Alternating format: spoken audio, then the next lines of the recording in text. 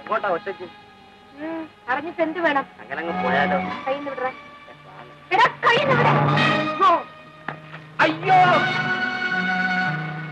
പെണ്ണുങ്ങളെ വഴിയെ പോവാൻ സമ്മതിക്കില്ല അല്ലേ? ഇനി ആരെങ്കിലും ഉണ്ടോടാ പട്ടികളെ?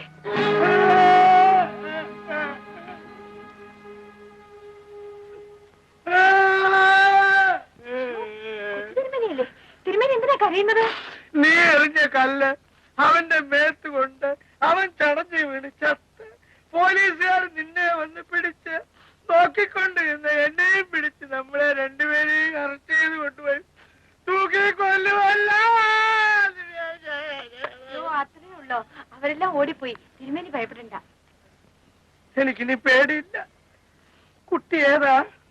ഞാൻ ചന്ദ്രന്റെ സഹോദരിയാ. തിരുമേനിക്ക് എന്നെ ഓർമ്മയില്ലേ? ലക്ഷ്മി. ഓ, ലക്ഷ്മി, നമ്മുടെ ചന്ദ്രൻ, പട്ടയം മേടിച്ച ചന്ദ്രൻ. ലക്ഷ്മി കുട്ടി, ഒറ്റയ്ക്ക് നീ സഞ്ചരിക്കല്ലേ, ആരെങ്കിലും റാഞ്ചി എടുത്തോണ്ട് പോകും. എന്നെ ആരും ഒന്നും ചെയ്യില്ല. അഥവാ ഇനി ആരെങ്കിലും വന്നാലും തിരുമേനി അടുത്തുണ്ടല്ലോ. ലക്ഷ്മിക്കുട്ടി, ഞാൻ നടന്നഴിഞ്ഞ് ക്ഷീണിച്ച് വന്ന് ഇവിടെ ഒന്ന് കിടന്നുറങ്ങാന്ന് വിചാരിച്ചപ്പോഴാണ് നിന്റെ ബഹളം കേട്ടത്. തിരുമേനി കിടന്നുറങ്ങിക്കോളാം. ഞാൻ ആരും ശല്യപ്പെടുത്താതെ നോക്കിക്കോളാം. എന്റെ അടുത്തൊന്ന് പോവല്ലേ?